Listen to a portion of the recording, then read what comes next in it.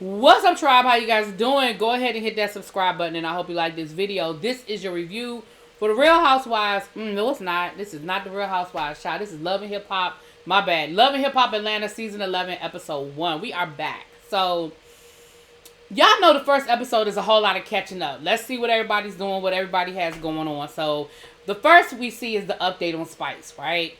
Spice says, listen, I almost died. The sepsis was going through my blood, and she sort of gives us a breakdown on what happened. We kind of got the story. She's spoken in social media and stuff about what she had going on. And so we kind of got that breakdown. We see that her kids were staying with her for a while. Her mom brought the kids up from Jamaica because they were worried. Of course, they hearing all these things in the news about their mom. And so, they wanted to just put their arms around their mama and see their mama. But she said it's time for them to go back to school. And so they live with her mom in Jamaica because, she travels a lot and she tours. And it's just more stability for them with her mom living in Jamaica. So later on in the episode, we see her taking them to the airport. We see, the whole teary goodbye. We see her talking to her friend in the car just about how hard this was on her kids, having to hear in the news and see all the different headlines about Spice died, Spice not breathing, Spice on life support. And, so she was appreciative of the fact that they were able to see her, but it just was really hard on them, So that was pretty much the update we got with Spice. So then we see an event. Jock and his wife are on the cover of Hype Hair. And so they're having a party with everybody that, is coming through. We see Kirk and Rashida. Chaotic, who was on Love and Hip Hop Miami, is now on Love and Hip Hop Atlanta. So we see Chaotic. We, Scrappy is there. The Bams is not. Erica comes through. Erica Mena comes through. And, somebody else was there. Later on, we meet Erica Banks. She has a performance. And we see the guys, just, we see everybody just sort of mingling and talking and all that good stuff. So, we see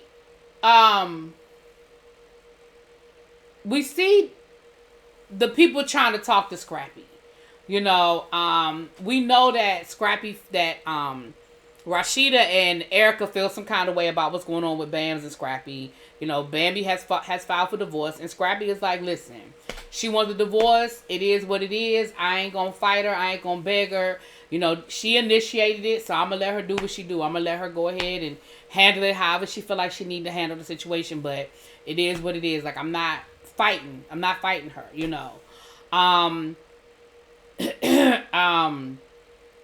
Erica Banks, she performs, and Scrappy is just, he is just like, like, oh my gosh, she's cute, she's fine, she's this, she's that. So, later on, we see the two of them flirting. We see Scrappy flirting with Erica Banks, and Erica Mena and Rashida are not feeling it. They are not happy about it. Because, of course, Bambi is their girl. And, they're like, listen, we want Scrappy to figure this out. Like, we need Scrappy to understand that at the end of the day, yes, y'all having problems, but you still have, you got 3 young kids that are in the mix of this, and y'all still have love for each other. Y'all just gotta figure this whole thing out. So that was sort of what happened with that scene. And like I said, Kirk, he don't necessarily agree with how Scrappy is handling things, but who the hell is Kirk to tell anybody how they should handle their marriage? Okay. So then we get the breakdown on Erica Banks. In case you guys don't know who she is a rapper out of Houston. She's had a couple of, those like viral hits. And I think she's signed a certified 1501, which is Meg Thee Stallion's record label. I think. Y'all don't quote me if I'm wrong. Put it in the comments. But anyway, so, she's on the show this season doing her thing. I guess getting some exposure, whatever.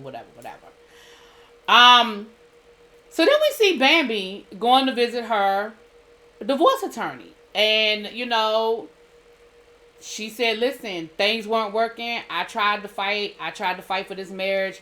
Scrappy just ain't do what he needed to do. He didn't do right. And I'm just not going to keep living in this space. I'm just not going to keep living in this space. I'm just not going to do it. And we see that she's still emotional about it, but you got to do what you got to do. So then we see Rashida going to the rage room, and she invites Yandy, Yandy, Erica Mena,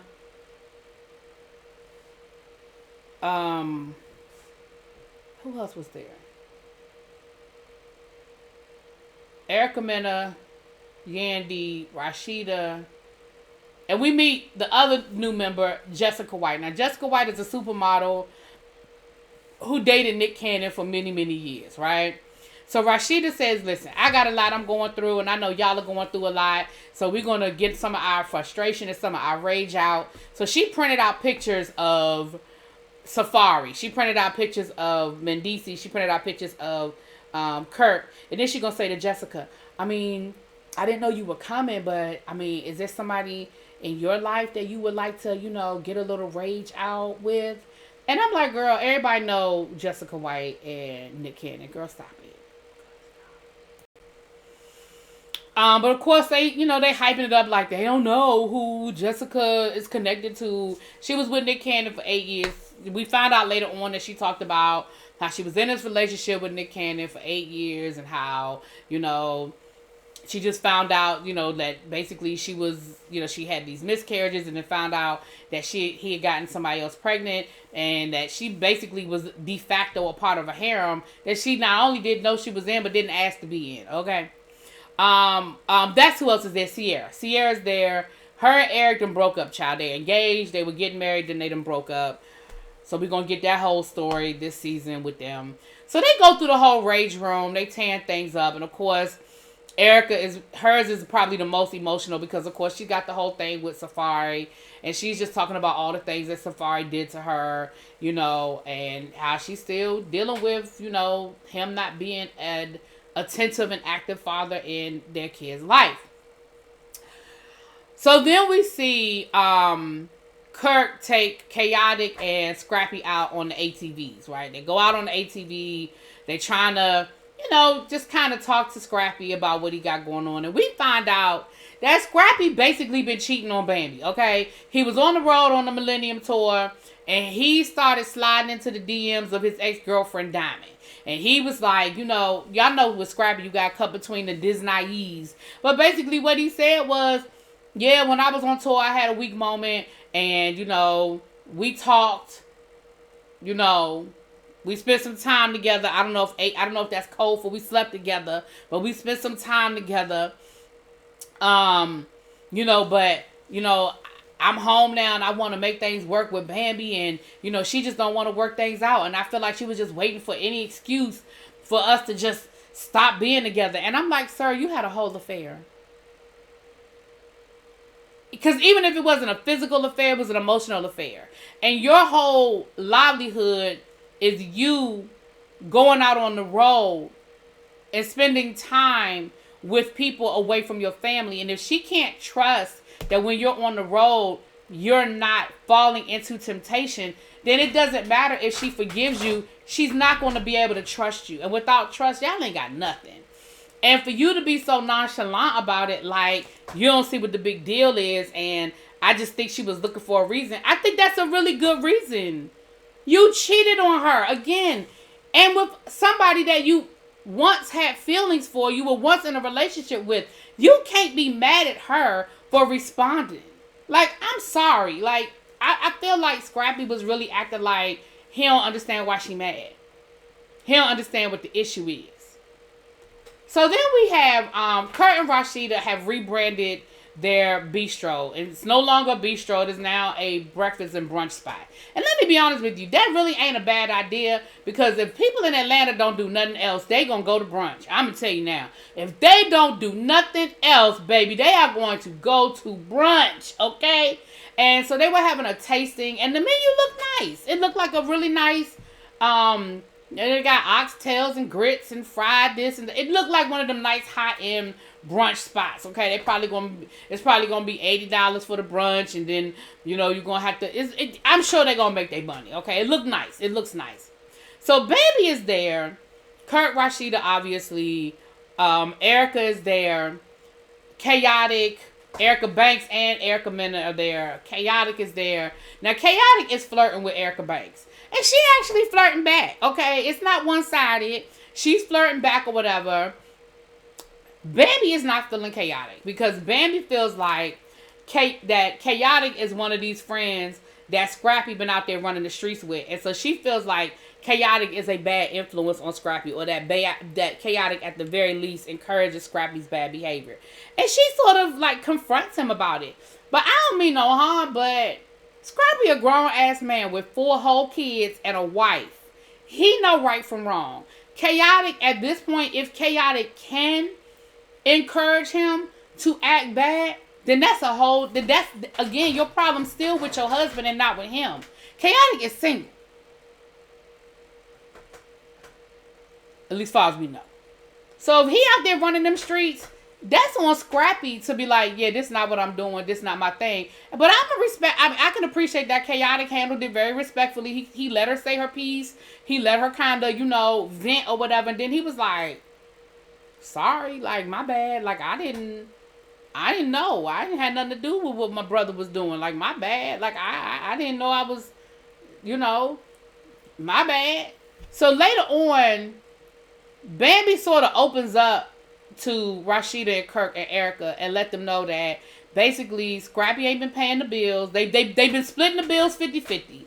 And she's been paying her half of the rent and her half of the bills, but Scrappy hasn't been paying his. They've been getting further and further behind, and now they basically got to move out of their house because they're so far behind on the rent. That is another issue, like I'm even further, looking at Scrappy's side eye, like, wow, like, you've been on the Millennium Tour. You've been out here grinding, so you say you can't keep up with your half of the rent. Like, you're not even paying the whole mortgage. It's not a mortgage because y'all don't own the building. I mean, the house, and there's no shame in that. I mean, I don't have no problem with y'all renting, but you don't even have your half.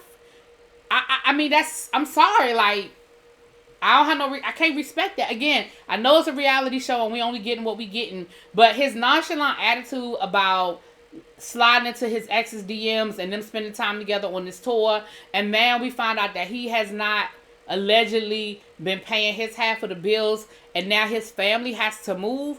Bruh, I gotta really be side-eyeing you, Scrappy. Because I like Scrappy, and I always felt like Bambi, she wasn't never really my favorite, but I can't go with you on this one. And of course, Kurt is like, damn, like, I'm really, he was like, I really want to talk to Scrappy because I'm really not liking what I'm seeing, but I also don't feel like Scrappy is in a place where he's receptive. Like, I don't feel like he's going to hear me. I don't feel like he's going to listen. I don't feel like he's going to be receptive to what it is that I'm going to say. And because of that, I don't know how I'm going to approach it, But I do know I need to talk to him because Bam is my girl and he's got a family he's got to think about, and they need to really, at the very least, get in a better space, At the very least, get in a better. Y'all, I apologize for the video quality. This thing keeps blurring up and I don't know how to fix it. I don't know why it keeps blurring up. So my apologies that this camera, I done tried to pause it, I done tried to fix it. I don't know what to do. So my apologies. So last but not least, we have this scene where Scrappy and Bam are at the house packing up. And she said that you can cut the tension with a knife. She said they hadn't really been speaking. Scrappy's been kind of off, living wherever he's living, doing his own thing, paying his bills wherever he's living, I guess. And so she told him, she said, you acting real nonchalant, like you don't care that we're packing up our whole house and we're moving. Like, you're acting like you don't care that I filed for divorce. Like, you don't care. And he was like, well, I do care, but I don't know what you want me to say about it. Like, I just feel like you don't care. I feel like, you took the first thing I did, which let's be clear, that's not the first thing you did wrong, Scrappy. But I feel like you were looking for a reason and you were just waiting for any reason. You know, people do stuff, people make mistakes, but I feel like you're not trying to work through it. And Bambi is like, are you serious? Like, are you serious right now? Like, you really feel like, first of all, you really acted like what you did wasn't a big deal.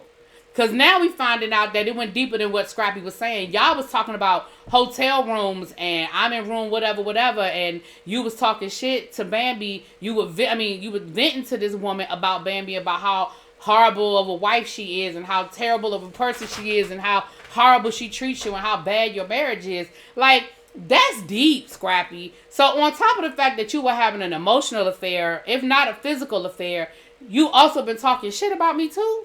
And she found it because she went through his phone. Now, I'm not going to sit here and have a conversation about, well, she should have went through his phone if she didn't want to see it. I don't care. They've been married for a long time. They got 3 kids together. If she want to look through that man's phone and he allows her to look through the phone, you shouldn't have nothing in it that's going to get you in trouble. That's all I got to say about that. That's between the two of them. They figure that out. But at the end of the day, Scrappy was like, you're not going to sit here and embarrass me and try to make me look bad and put all of this on me. Sir, it sounds like a lot of it is on you. Now, he said, you act like you didn't do nothing wrong. You just so perfect. You didn't do nothing wrong. Now, maybe Bambi was out here playing games too. But we don't have that side of the story yet. So I am open to getting that side of the story. And I may reevaluate how I feel once I hear more of the story. But as of right now, Mr. Scrappy, all we have is you, sir, and what you did. And that's how the episode ends, with Scrappy taking off his mic and walking out the house. Anyway, let me know what y'all think, child. I will talk to y'all later. Peace.